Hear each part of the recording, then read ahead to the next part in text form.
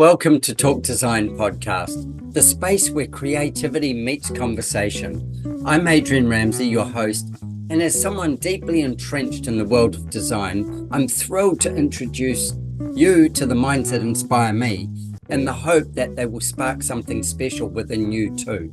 From a design past crafting women's swimwear to pushing the boundaries of performance sportswear, from mountaineering to international yachting, to implementing systematic innovation solutions that transcend boundaries in the aerospace industry. My heart remains rooted in architecture, and exploring the emotional tapestry woven by built spaces is my fascination. My journey in design has been what can only be described as a life of design. I want to thank you for lending me your ears. I'm eager to embark on this next episode together. My guests on Talk Design today are the Mastermind group of AMI, Architects Marketing Institute. Now, I've known these guys, most of them for quite a while, some of them not so long, and there's a bunch of wisdom that sits in this room, and it comes from all around the globe. Now, today it's going to be heavily from the US, which is going to be really cool with the members that we have here. And I'm really excited to share some questions that we have with everybody else that's listening. So, welcome to Talk Design. And I'm going to start by going around kind of the room that I've got in front of me, because there's a few people here, and asking them to tell me who they are, where they are, what they do. Well, we know they're architects. What their niche is going to be the most important thing. I want to keep it quick and succinct. So, Dulcie, you've always got plenty to add to a conversation. Start with you, hon. Dulcie Horowitz. I'm in Southern California, residential architect, also commercial architect, but mostly what we love doing is environments that are what we call modern organic architecture, where it's a combination of like that 1960s, 1970s organic flair with contemporary modern flair. It's where Mother Nature meets modern design. And we do everything from ground up to remodel. Okay, so there, California, and niche was modern organic architecture. Right. Beautiful. In business since 2003. Yeah, right. Been around a while. Mm-hmm. Cool. Thank you. Jeff Krieger, would you please tell me about you, Jeff? Hey, Adrian. Thanks for getting us all together. I'm president of Krieger Architects based here in Philadelphia, PA. And while we do primarily custom residential work, we also tackle educational institutional projects for private colleges, universities, and secondary schools, churches, and other nonprofits. And we've been in business for quite a few decades. I would say our niche really is small projects, and that for us is defined as anything with a construction cost between about $1.5 million and $10 million. Oh, okay. So Philadelphia and niche of between 1.5 and 10. So small construction projects. 10's getting big. Yeah. Yeah, especially where there's intensive architectural involvement through all phases of work. Yeah, awesome. Cool. Kevin, I have you next. Well, Adrian, that is a tough act to follow. Kevin Wolf from New York City. My niche is what down under might be called heritage architecture. So I work primarily on old houses in the New York City area, which means quasi-suburban, single family. Usually they're about 100 years old. I'm also trained as a landscape architect, so my specialty is combining the architecture work that we're doing, whether it's an addition or rehab, with doing a garden that connects to the house. A lot of older houses don't have strong connections to the landscape, even on tight New York City lots. So that's my specialty. I've been at it since 1998. Wow. You've seen a few changes. I have, including New York City zoning just changed last month for the first time since 61, so everyone's dancing to catch up. That'd be an interesting podcast in itself. Maybe we'll come back and do that. I love it. Awesome. Thank you, Kevin. So New York City, and specialty is like this heritage and houses that are sort of around 100-year-old and connecting landscape and home, because interestingly enough, people didn't bother doing that so much 100 years ago. An interesting thing with that is, like, think that probably not in your suburban home it wasn't done as much, but certainly in the big wealthy homes, landscape was always a thing, but it was always outside of the house, not necessarily integrated into the house. And New York City has a lot of what we call planned garden suburbs that were built at the turn of the century, the 20th century, where connected to Manhattan by train. And the whole thrust of those communities that were planned was that everyone got their own garden.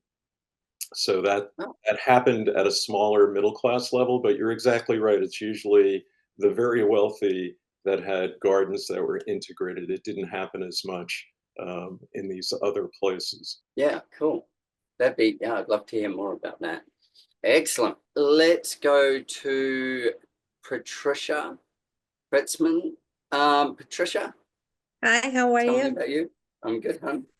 Well, I'm an architect from Argentina and lived in Europe many years, and now I'm located in central New Jersey in the United States. Basically, do additions and alterations. The challenge of the transformation is something that I really like.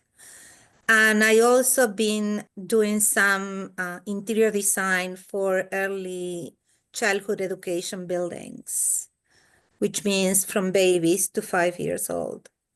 And that is a niche that I'm now going after. And, it's a whole thing. There is a lot of need of balance between what design can bring to the classroom and what money is spent in the classroom. So that is a tricky thing to navigate. Fantastic. So New Jersey, central New Jersey, and the accent is Argentinian. Yes. And also doing interior design. And then your niche is childhood, like 0 to 5 years old, did you say? Yes, though that would be preschools, yes. Yeah, preschools. And how Preschool. architecture brings value to that space in the built space. Exactly. In terms Yeah, of cool. development and how the kid deals with their socialization and learning. Yeah. Yeah, awesome. Well, we all know that in the first 4 years of life is when you nail down a whole lot of things Exactly. and Yes. sets you up for the rest of life. So it sets Yes. a whole lot of pieces of life together. Thank you. Thank Susan Tusik. Hi, I'm Susan Tuzik, and looking forward to telling you about myself. I'm founder and president of Tuzik and Associate Architect. We've been in business for 30 years, and really over 30 years, niches come and go somewhat, but the main theme of our firm has always been renovations. We've done historical, we've done adaptive reuse, we've done remodels, we've done them for homes, we've done them for commercial buildings, historical many times. It all started years ago when I worked on the William Pitt Union, and I really just fell in love with doing the historical preservation and making an old lady look pretty again. And not only that, they also told me that I was a woman and I could do interiors, so I did a $14 million interior job as my first interior job, and it won awards. And I've always loved from then on to have a project to the point where not only do you restore it and do the architectural part with I love, but you also dress the building so it matches what you've designed. Whereabouts are you based? Oh, sorry, I'm in Pittsburgh, Pennsylvania. It's snowing here and cold. Oh yeah, that's a good thing though. That means it's snowing on the mountains somewhere. Look at the smile on Jeff Krieger's face. Yes, you can ski if you want to, but you can also ski in your car. Yeah, no, either's good. Take it either way. Thank you, Susan. So Pittsburgh and historical renovations and interior design as well would be your niche. Who's next in my line? Jenna, please. Thanks, Adrian. My name is Jenna Fujisubo. We're part of Domum, and Domum is an architecture firm located in Rockland, California. We are actually an evidence-based design and architecture firm. That means that we look at a lot of our previous projects and do predictions, and we work to blend the bridge between clients, consultants, and contractors to support the individual objectives. So we like to make sure that we're available to everyone and then blend those bridges. And then I'll pass it to our president, Tracy, to mock it and to talk about our project targets, and she can explain that. Cool. Thank you so much, Jenna. One of the things there was you're in Rockland, California. So where do you service? So we service usually the greater Sacramento area, and that travels as far to the Bay Area. However, we have done work all the way down to San Diego, California. So California in general, but mainly Sacramento and the greater area around us. Awesome. And what else are you going to tell us about what you do, Tracy? Yeah, I think we really excel in challenging and complex constraints. So developers that come to us with restrictive sites, and our expertise comes in how to navigate that, whether that's design and site planning or process planning. What's the best way to attack and provide them the support that they need to get their project approved? Yeah, cool. Thank you. So Rockland, California, but covering all of California, and as a niche, evidence-based architecture, which obviously feeds right back into that constrained sites and the need for which way you take your architecture as a niche. Cool. And then I'm going to go to, who's next to my list here? Emma. Now, Emma, well, let Emma explain herself. Emma. Am I explaining me, or am I just pretending to be an architect? The rest of us are all pretending to be one, so why don't you do? No, I think that you should explain the firm and what you do with the firm and how that brings value, and also the firm's niche. Okay. Hello, I'm Emma Halliday. I'm the marketing manager for Studio 21 Architects. We are located in the Chicagoland suburbs. Our primary niche, while we do a little bit of everything, our niche and also my job is honing that into the ideal custom residential design build. We, by and large, deal in people's dream homes, like their forever home, the home that they want built exactly for them so they don't have to go anywhere else. My role as the marketing manager is not only to find those people, but it's also to do all of the things that I think we can all agree on architects don't tend to do well. So that's why I'm here. To keep everybody in line from a marketing point of view. I run a tight ship. A tight ship. We know, and lots of amazing input as well over the years. It's been fascinating.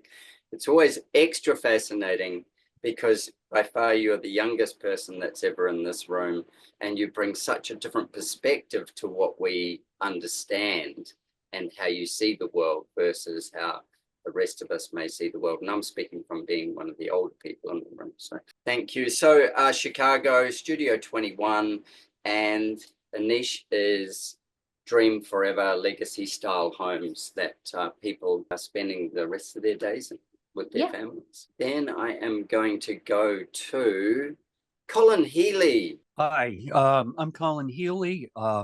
My company is Colin Healy Design, and I help people transform their homes for the changes that are happening in their lives. And given my age as one of the older members of the group, my client base tends to be people that are long-term thinking about how they can stay in their homes longer, or move to a place that's going to fit their current lifestyle better. The housing stock around here in Fairfield County is well built. It's been built up for a long time, so I don't get the chance very often to do a new home, but I do a lot of remodels on everything from 100-year-old houses to mid-century moderns, and even newer homes than that. And as I said, my client base is mostly older folks, And what I like to do is help them do a master plan for the stages that they're going to be going through and help them understand what's involved. And I kind of got into this having taken care of both of my parents through their final years. So it gave me a bit of wisdom about the sorts of challenges that would be there. So awesome. Colin, where is Fairfield County? Fairfield County is about 50 miles east of New York City. So it's on the coast. A lot of my projects are coastal. It's pretty enjoyable here. Fantastic. Awesome. So Colin, that journeying people, taking an older home, not always that much older, but generally, and as you say, been well built over many times, maybe renovated multiple times in its life already, and then master planning that with somebody's life or the occupant's life to make that house or another house, the house that they stay in, is your niche, which is exactly. Yeah, love it. And you get to work on a variety of different projects for that. Awesome. Thank you. Okay, so next I'm going to have Nicholas. Sontakis. Is that what you're going to say? Hold on. Sorry, I wasn't going to say it because I was going to get it wrong. So Nicholas, say it again. Sontakis. Awesome. Yeah, so Nicholas Sontakis, architect, chief visionary officer with Dwell Boldly, a custom residential architecture firm focused on contemporary hillside architecture. We're in Phoenix, so the greater Phoenix area, Scottsdale, Cave Creek, Carefree, Fountain Hills, Paradise Valley, all those places that have some beautiful land and beautiful hillsides that we try to make better with the homes we put on there. Awesome. So in Phoenix area and contemporary architecture, but hillside. So looking for things on a slope. Oh yeah. Yeah. Fun stuff. There's extra regulation, so it's a little bit more difficult to get things approved, but also a lot more challenging and lets us kind of display our unique abilities as architects. So yeah, fantastic, man. That's awesome. So architecture. And I do have Bill Sosinski here, but I don't know whether Bill's truly here because he hasn't got his camera on. Bill, are you there? Doubt it. He's very busy. Bill might be on the racetrack somewhere, but he doesn't appear to be. He'll be recording and listening later, but not here this morning. Awesome. Cool. What a great group, guys. Actually, I just figured out how to unmute myself while I'm driving. So, Bill, yeah. So he welcome, is man. Yes. So, Bill, can you tell us where you are based and your niche? And go for it, man. Shadow Man. Are we going to get you there, Bill? Maybe not. Are you in the tunnel? Oh, I'm driving and, I'm old, so my technology isn't there. Call me and then I can put you on speaker. Well, I think I've got it figured out now. So anyhow, sorry about that. So Adrian, to let everyone know, I'm Bill Stasinski, Studio 21 Architects. Emma is my lifeline to marketing. So I don't get involved with that as much anymore. And I know she had talked about our niche, and one of them is really design build. It's something that we've really been promoting more of, and it's taken on a life of its own right now. We've got 4 homes that we're going to be building in the spring. So we're very busy. Yeah, awesome. That's design build directly for the client, or is that as a developer sense? No, it's directly for a client. So we're kind of a concierge service where we're architect-led design build, where we're designing the home, we're talking to them about the budget from day one, and we take them all the way through the construction, and we're actually managing the construction. So we hire trade contractors to get the construction done, but we're actually acting as the GC. And Gotcha. There's some real benefits to that to the client, in that everything is real time. We're not waiting for the architect to get back to the builder to answer a question. I can call the office and we'll get answers if we need them. So there's some unique things about that process that are really great, and I think a lot of people are embracing that one source of design build. Yeah, Awesome, Bill. Lovely to hear your voice, man. Yeah, it's been a while. It has been. It has been. So that go back to what Emma was saying, Chicago area niche, dream home, forever home, legacy home. This is people who are investing in a new home, but then design build, led by Bill there. Cool. Okay, let's get a question going.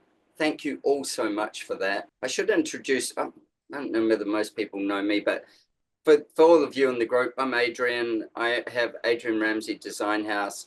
I am in Queensland, Australia, and I specialize in homes on large blocks, and the dream homes, go back to the similar thing that Bill was saying. However, I do not do any construction administration. I hand that all over to the builder.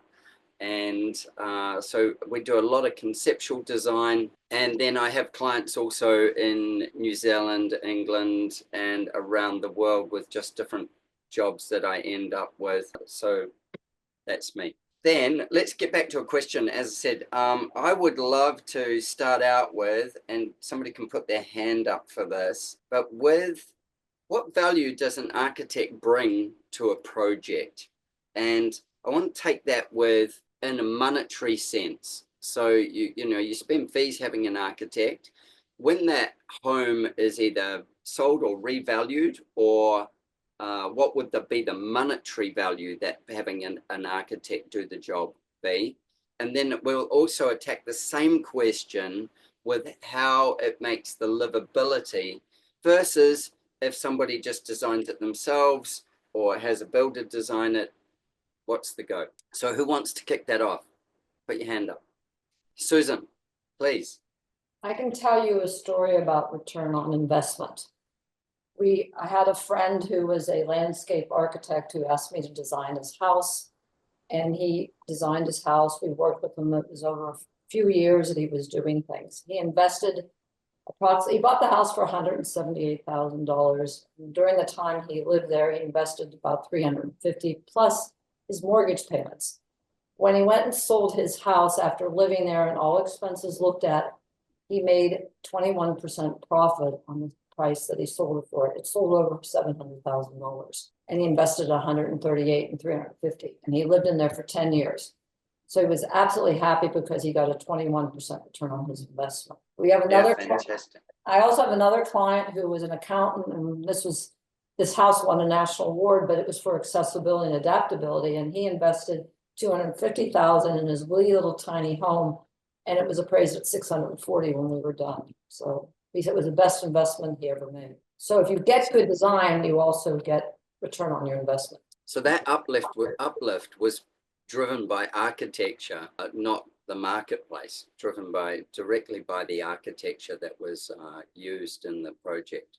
Yeah, we compared it to other houses and stuff that were selling in the area, square footage basis, all different ways, and it was because of the design. Yeah. So that's a great point about how architecture does create, good architecture does create an uplift in value for people. And not only the value of living in it, but the value, the dollar value that the house is worth, whether you're borrowing against it or whether you are just making it into a legacy play. So it's going to be money that sits in a family long after you're gone, whichever. Has anybody else got a story like that? Go, Nicholas. Yeah, so to piggyback on that a little bit, in the Phoenix area, there's a it's called the Luxury L. So there was this one real estate firm that did study home sales of homes that were designed, luxury homes that were designed by architects versus not designed by architects. And they found that in the study, homes, like to echo what Susan was saying, sold for about 17% more. So just dollars. They were on the market for 21% less time, so they sold faster. And since they're real estate agents, they also asked agents what the perceived value. So a real estate agent, when they're listing the property, what they think it's worth or how much more it's worth than if it was designed by an architect versus not designed by an architect. And the perceived value was about 22.5% higher just because it was designed by an architect. So $1 million turns into 1.2, let's just call it $1.2 million, just because of having good design. Right. Yeah, right. So there's a massive uplift in that if it's anywhere near, you know, that sort of like, I think Susan said between 16 and 20. Did you say 22 or 25? I think, Susan. So yeah, that's a really interesting. And that was a real estate company that does that study. Exactly. And so it wasn't us, it wasn't just a bunch of architects spreading propaganda. It was done by a luxury real estate group. So yeah, I found that, Excuse me, I found that it was between 19 and 23% when I did about 10 different houses, that they were more valued. They just got a lot more. Cool. Does anybody else have any stats from their area like that? And which other real estate agencies could we commission to do that job? It's a really valuable thing, you know, like in the sense of what better design will bring you. Does anybody else have any stories? Dulcie? Even commercially, these are anecdotal, but we did a facelift on 2 separate commercial retail buildings in a nearby town. And it's a little bit more upfront, obviously, but their ability to quickly lease and get Class A tenants is far more capable because they stand out. The buildings are distinctive. So even on a commercial level, when it's not residential and it doesn't have the emotional, personal connection, good design and good distinctive architecture can help a landlord, a commercial investor stand out. And especially right now, since, you know, my gosh, you know, since COVID, really. Yeah, the ability to be competitive is so necessary that is really something to think about. Yeah, that's really good point. Really, really good point. Andrew, I always see, but anyway, I had a client that was doing a gymnasium and we had done the front entrance, just a little project, and she was so afraid she wouldn't make any money, and her profit went up 20% that year. So then she hired us to put a big gymnasium on the back. And she was so afraid that she would be in the black for years in the red for years, in debt greatly. And the first year she broke even, and she had a great increase in the number of people because it was a fun, playful place for kids to go to do gymnastics. I wish we had Michelle Dempsey on the call. You know, she's made a business out of translating brand into buildings and creating that brand pull. And you certainly see this in major retail, you know, like look at the money that big brands like, you know, Chanel will spend, or any of them have a brand statement. But not only do they have a brand statement, in each space that it is, it's not the same store, it's not the same, it's got elements that are the same look, but it's got enough that you can recognize that it's moving forward and that it is of a value. You know, the brand of the building itself is actually dragging you in. And Apple did this as well when they did their buildings. And they were very, very clear about having these brand statements, and also things like their glass staircases, where, you know, they patented the technology that they put into those glass staircases. So people went to look at just those. And this, I mean, you don't get to do that with a private residence particularly, but you do get to do that in the commercial space. And all restaurants, not all better restaurants would tell you that they sell an environment. The food's a passport. The food's got to be good. There's no choice there. You don't survive. But they sell an environment, and that is an experience. So it's a piece of theatre that's attached to food, and how it all comes together and how it's curated to give you an experience of the place is what we leave with the memories of, and good food and good service. I'd love to go to then with that, the value of it when you're living in it, you know, the value that it brings for a client. Let's forget about the dollars. We'll go that it's got an uplift. What's the value for the client to live in great design, and how can you quantify that? Hello, somebody, put your hand up. Kevin, you've got the biggest grin. I'm sorry. There's a study that's been done on beauty. And when you have beauty and design around you, they have discovered that there's less stress, less heart attacks, and less diseases in families that are surrounded by beauty. And I thought that was very interesting, that the stress level in anything that's designed beautiful is about half of something that's just bland. And this is done by a new group that's researching, I can't remember the name, I apologize, but they are doing research on how beauty affects people. and they did it on architecture. So there's a book called Humanize, which is written by Thomas Heatherwick Studio from London, and it is quite a controversial book, but Humanize talks all about, and it's data-based study about how buildings affect us. And they're talking about the visual impacts and the interest impacts of how a building is. And they're not talking about houses in their case, they're talking about actual environments and buildings, large buildings and public spaces, which filters down all the way. So yeah, if you're really interested in that side of it, if it's got a 50% uplift in life value, then it would be crazy to think that you wouldn't use an architect to create a space for you, to create that beauty, or an interior designer or professional of some sort that has worked out and studied it. I'm sure Emma and Bill would have some things to say on this because they're working in that forever home space. Or we got either of them? I can chime in. Cool, man. So one of the things that we've gone back and talked to clients that we've designed for, and it could be 10 years, 15 years ago, and they all say we wouldn't change a thing. They are so happy with the design, it all works for them, and it's so different from someone that's just had a builder home that they're just not happy with, as opposed to a custom design by an architect that's met their needs, that understands their needs and their desires and everything else. And sometimes I go out west and I see these communities that have tract homes sitting on them with this beautiful mountain view, but they don't take advantage of it, and it just blows my mind.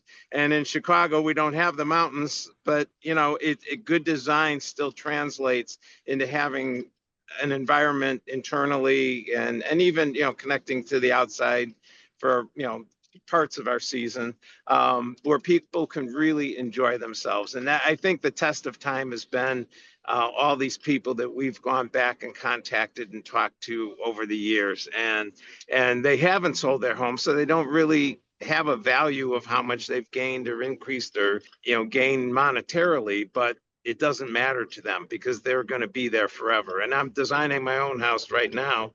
With designing it, I'm building it. In fact, I'm going out to the job site. But again, same thing is what's going to be important to me for the next 20 years or however long it's going to be, and making it right now so that in the future it'll be meeting my needs forever. So yeah. It's a really key point, isn't it? Especially in that legacy home or forever home, dream home scenario where it is going to be the home that you're going to age in place in, that the consideration of it is what value will it bring to your life, and especially like Susan says, with that joy point of what that will bring to your life and how your house will best suit you for that. Colin Healy, have you got something to add to this? I think people are covering this pretty well in terms of value. Speaking from the standpoint of aging in place, a lot of what people kind of fear when they get involved in this is everything is going to look like, you're living in a hospital environment. And I go out of my way to try to make all of the things that promote safety and comfort in the home as invisible as possible. And I think that's one of the things that I bring to a project. The sorts of projects that I get involved with are also like accessory dwelling units.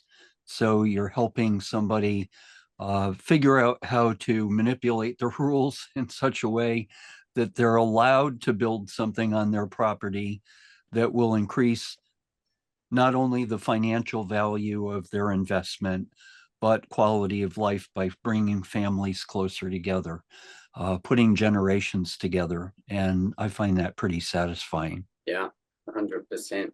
Yeah, intergenerational living is certainly something that's been kind of lost a bit in our Western world, and something that I'm seeing definitely a return to in our Western world, and maybe driven partly by COVID, I'm not sure, but certainly much higher need. And also, you know, like your design, the piece where it's the indoor and outdoor kind of piece of design and how those come together, which, you know, Kevin, you were speaking about that, and this all folds back into, you know, that being in touch with nature as well as having a greater community or community around you. Have you got anything to add, Kevin?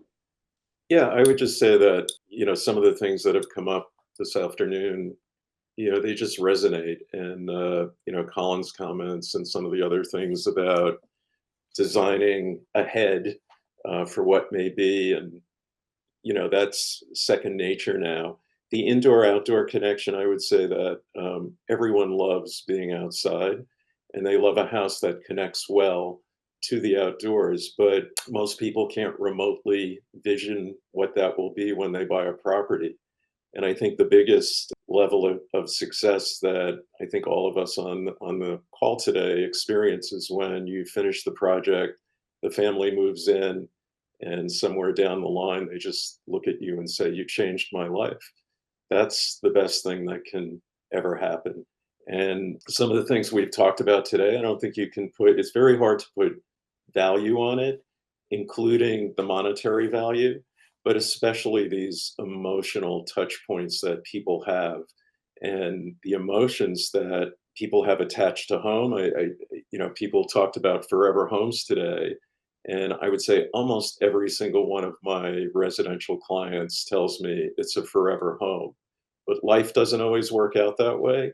And, you know, when they do have to go sell it for whatever reasons, their, you know, job, health, whatever it happens to be, the greatest thing that can happen is that not only do they get a great price for it, but they get it immediately. So Nick mentioned earlier the quick turnaround. My personal anecdote, because I live in an area where I've designed a lot of renovations and additions, is you know, I know of 3 homes that I did. They sold within a week of putting them on the market at full price or over. This is recently. And people in New York City, for example, in the suburban areas, they don't want to renovate if they don't have to. I'm sure all of you have experienced that. They want to move in, and it doesn't matter what color the kitchen cabinets are. They're happy to see a beautiful design. So, you know, we sold our house for the one that we're in now. The first couple that walked in at 1 o'clock in the afternoon on a Sunday open house bought it by 5 o'clock that evening, and end of story. And so that's a great feeling to know that, you know, you're doing something right. And you're also leaving legacy for the people who buy the house. They get to live in that energy and uplift as well. I think it's fantastic. Absolutely. Nicholas, I want to ask you to just chime in there, because hillside homes have their challenges in the fact that they're not on the flat, and a lot of people want to age in place on the flat. Doesn't mean that the house isn't flat, but can you chime in, bud? Well, that's why there's a lot of residential elevator companies coming to Arizona. So that's kind of where the elevator comes in. So even if it is a younger couple, you know, successful younger couple, for the future, they're either built around a shaft or they're actually building the elevator to begin with. But that's kind of, you don't always have the option of doing a 1-story house on a hillside. So that's often something people ask for it, but it's very difficult to do, especially when there's hillside regulation limiting heights of buildings, things like that. And when the whole design premise is to make the house look like it fits into the hill. So yeah. So I mean that's where the elevator comes in our case. I must say I experienced a similar thing here where I live. There's a lot of hilly country around and do a lot of projects that are on hills. So it's nothing to be, you know, over 3 levels. For me, our height limits kind of block us at 3 levels. But we'll be digging in if we need to, etc. And then in doing that, having an elevator. And often, even though we designing the home, we may not install the elevator at that point. We may just leave space for it. We may just leave a shaft that can be used. And there's a couple of houses I've done where on each level where the elevator would be, it's got a floor put in and it's a storage room. And then those floors can be whipped out and then an elevator put in. And elevators have got highly sophisticated compared to what they used to be, you know, with pit depths and then head heights as well. Over the last, I'd say 20 years, they've changed a lot. So, Right. And affordability as well. You know, they've become a lot more affordable. Yeah, and the other thing too that we've done before is, so oftentimes there'll be, let's say, a retired couple who wants to live, you know, dream home. So we'll create the home so that you could live, if it's just a couple there at the house, they could live all on one level. And then you put the guest levels, guest bedrooms, those kind of things at a lower level. So you could get that 1-story living. So yeah. Again, good design. We're doing the same thing a lot, and we'll often put a primary or a main bed suite on 2 different levels. So we'll have an ensuite and a walk-in robe based on 2 different levels, so that they can age in place at either one. And also if they end up with carers in their homes, at some point, there's actually a contained zone for the carer as well. So it's interesting how this kind of develops. I know, Dulcie, that you would get this also in California, plenty of hillside homes. Yeah, we just installed actually a pneumatic elevator in one of our projects. And of course, all the guys, I don't mean to be discriminatory, but wanted to take a ride. You know, they're like, oh, that's so cool, because it's just a vacuum sort of a thing. And it's a very small, you know, thing. So it is incredibly a lot easier to be done these days. But I will say that, you know, to talk about the value about residential architecture, of course, I'm sure Patricia was going to say something like this, and maybe Jeff as well, but they're going to speak next. Yeah. I mean, being able to live and in something that speaks to your character, to your story, you know, that elicits your aesthetic desires, it's very inspiring. So it does a number of things. First of all, it's very inspiring. It's a mood lifter. Also, Gaston Bachelard wrote this book called Poetics of Space, and it's all about the fact that niches and alcoves and hidden spaces under the stairs, attics, basements, all these spaces are very archetypal, and they speak to a very primitive part of our psyches on the whole. And so anything that creates, like, houses memories or is inspiring or has a connection to the indoor outdoor or beauty and aesthetics, all of these things are immeasurably valuable to you on a daily basis. It's really quite shocking how much the aesthetics of your environment on a daily basis improve the quality of life. I'm not sure how to quantify that actually but it is true nonetheless.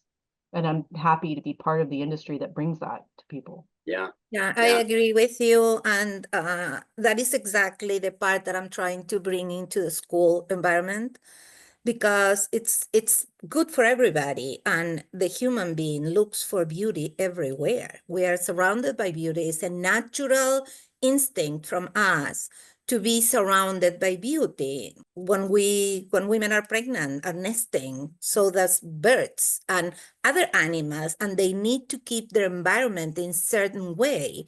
And that is personal. Regarding the young kids, they grow up by looking and touching and using their senses. And the senses are related to the space that surrounds them. So it's so important, you know, it's unfortunately money and finances put more input into, or more effort or more money into the curriculum of the school, the intellectual part of the school, but the senses is how we grow, right? How we relate to others, how do we relate to different spaces. It's not the same to become friends with someone in prison or in a beautiful park or on vacation, right? And those are not things that we're doing. It's a natural human behavior. And lately I've been wondering, what have we as an architect have done wrong in terms of the loneliness epidemic in the world? And when we think about that, the Mac mansions and the gym in your house and the supersized TV screen and the movie theater in your house, that is great to have, obviously, but it takes from us being with someone else, being in society, being interacting with people. If you don't go to the gym, you don't walk through the street. If you don't go to the park, you don't see the trees. It's not the same. It's not the same. And I think that there has to be a work done by architects in terms to address this issue. Obviously, schools are the first one, but I have clients who have preferred, have chosen to have one more classroom for 10 kids than to have a big multi-purpose room to join all together. So those values that people have influences us, but we influences them. And that is something that we need to start sort of thinking at least about it. Do you know, I find this part really fascinating. I did an office, I don't do very many commercial jobs, but I did an office for a company that was full of mathematicians, basically. And one of the things that the owner, I've worked with him a number of times on his own home, and then he got me to do their office fit out and alter the building, etc. And one of the things that I identified when I first worked with him is he didn't want anything that was paired. He didn't want anything that was balanced. He wanted everything to be asymmetrical. And digging into who he was as a human, it was because it keeps his brain interested. The minute it is just pulled out either way, his brain doesn't have to work. And so he gets bored with the space. And so in the office, there's lots of angles, there's curves, sometimes there's planting low, sometimes there's planting high. It just depends on all kinds of things that I've done where the windows shift and all the rest, and it's very purpose-built for a group of mathematicians. And it's got a high level of privacy, but then also the ability to see from one side of the building to the other side of the building without necessarily seeing what everybody's working on. And the brief was world-class, and it's got to be better than any home that my employees may have. Or it's got to be a better space. It's got to deliver beyond that space. So it has meditation rooms, oxygen rooms, all kinds of things that you wouldn't normally get in a home. And it extends into being an office space for that reason. Yeah. Anyway, but that whole thing of bringing community together, in this office, there's places to sit and play chess. There's a library area. There's all kinds of pieces where they go and do breakout sessions and enjoy themselves, as well as a jungle gym and so on. Yet it doesn't look like a play space. It looks like a very elegant, lot of timber, a lot of glass, a lot of beautiful finishes space. Yeah. So agreed. And I spent some time with Marlon Blackwell last year, and with Marlon, one of the places that he took me to was a kids' school that he'd done in Arkansas, and that was pretty fascinating as well, and took on all the things that you're saying. Has somebody else got a comment that they'd like to make in here? Jenna, you have a new child, so you are... The only thing I would like to add is we're based in California, and California has taken strides and initiatives for universal design, which doesn't necessarily only mean age in place, but it means like disabilities as well. So ADUs actually are now required to have that to be retrofitted so that they're all able to transfer into that same universal design. And a lot of the companies like Toto and like a lot of the bathroom vendors are promoting a lot of those nuances. So it kind of goes with the age in place, but it's asking the right questions when you have new clients, right? They may not be thinking about it in their future, and you don't want to offend them by saying, are you going to be aging in place in this home? But you also want to know how the longevity they're going to be in the home, because things happen, life happens. And I think we all hit that at different times in our lives, or we experience those things with our own families. So you want to just make sure that you're designing with the intentions in place, which really does help the overall design and aesthetic as well, because you're thinking about that future next step in their lives. So that's all I'd like to add. 100%. Thank you so much. Anybody else got a final comment before we wrap up? I guess I'll jump in here. Awesome. Thank you, Professor. So just reflecting on the totality of the conversation today, I would first say that I'm a bit of a skeptic when it comes to assigning monetary value to residential design by architects. And I'm skeptical simply because so much of the sales price is driven by things outside of our control, namely what's happening in the real estate market, right? You could do an amazing design and lose money for your client or for yourself if you're a one-time real estate developer simply because the market just turned in the middle of the project. So I'd be just wary of data that suggests that an architect designed house will, without question, add monetary value. And I think that as a result, we need to focus on what Kevin and Dulcie and others have talked about which is in terms of the emotional value that an architect design environment can provide.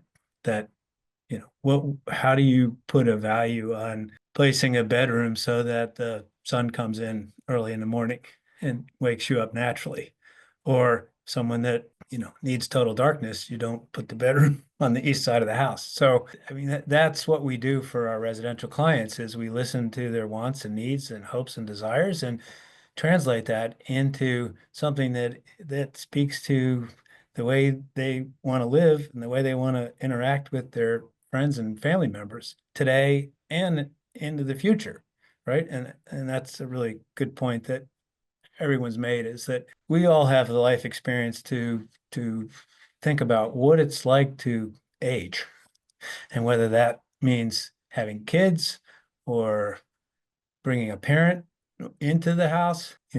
That's part of what we offer our clients, because we've done this type of work for so many other people as well. And I would just say, in closing, why do people hire architects? Well, what's our superpower, right? I mean, some of them hire us just to do permit drawings, but that's not really what this group is about, or where our niches are.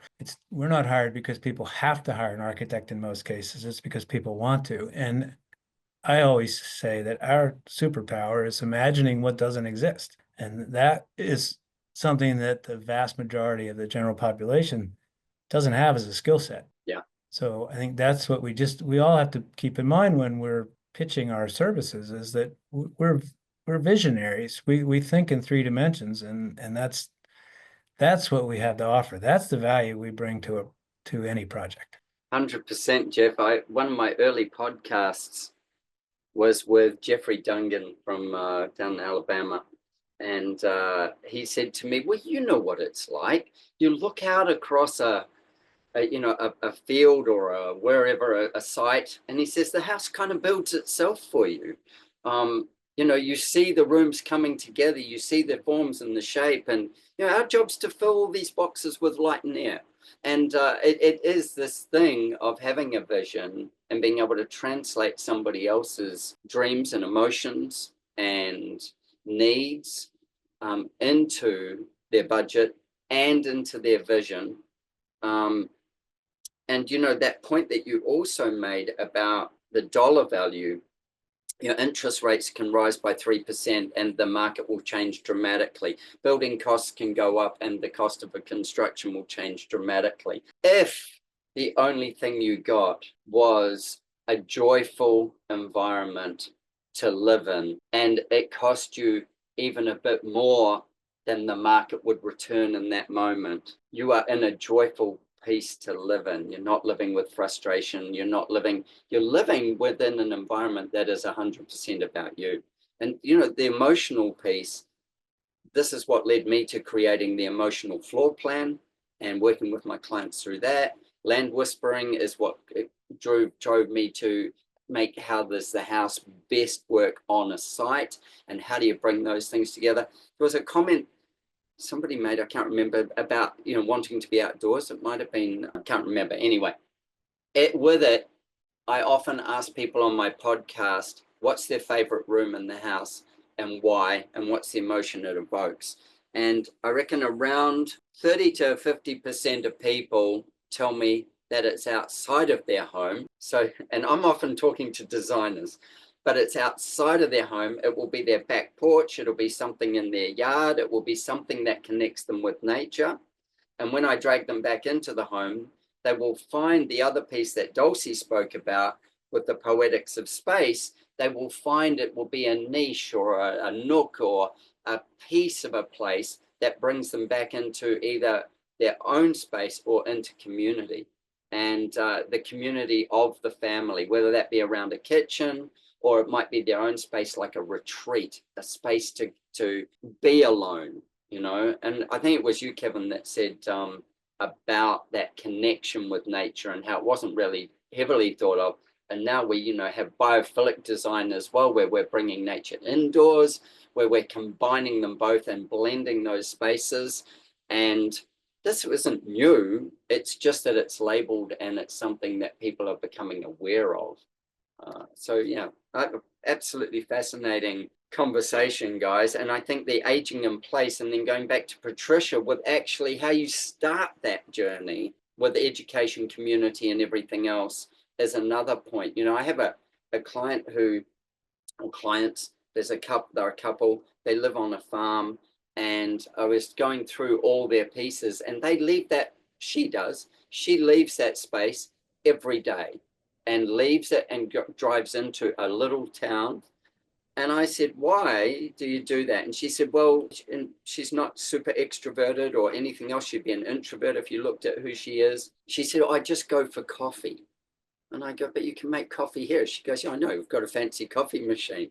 And the things that came out of my conversations with her when we were building an emotional floor plan was her need to be in community, and that community being something happening around her. She didn't need to necessarily partake or sit or join other people or anything else, just needed human connection. Whereas he was actually quite happy to only do that maybe 2 or 3 times a week. She needed it constantly as a little, I suppose, dopamine hit that just gave her that sense of being connected again. And when we look at male and female energy, I see a lot more of that with women needing to be around more conversation, and men will tend to be a lot more, even like myself, where I'm very outgoing, a lot more of having my own space and escaping into that space as well. So I love the fact that in this group here that we've just talked to this morning, we've gone from, 0 to 5 to probably 125. And then how that works for all these different people. Guys, absolutely wonderful. And I would encourage listeners to take notes of different people here, reach out. You can reach out through Talk Design. This will also be on YouTube, so you can watch it on YouTube. We didn't put up any pictures, but I might get the guys to send me some pictures and we'll add those in as well. And then reach out to these guys if you're looking for a project, or if you want to know some of their knowledge, if you're in the industry, ring them up, have a chat, get in touch. They're all wonderful people. Thank you so much, guys. Thank you. Thanks, Adrian. Thank you. Thank you for tuning into our conversation. I hope it left you both informed and inspired. Don't forget to subscribe wherever you listen. And please don't hesitate to share your design thoughts with me. It's always a joy to hear from you. If you're like me and crave a deeper dive into design thinking, coupled with a love for travel and adventure, consider one of my architectural adventures. Join me and some of my wonderful design friends and embark on a journey of a lifetime. Apply for an unforgettable design experience at adrianramsey.com. With our clients spanning the globe, I firmly believe behind every great project are great people. If you're a great person and seeking to turn your dream into a reality, I'd be honored to design your home with you. Why not join the ranks of our exceptional clients and let's make your heart sing? Reach out to me at studio@ardesignhouse.com. That's studio@ardesignhouse.com, and let's get a conversation going and make your heart sing.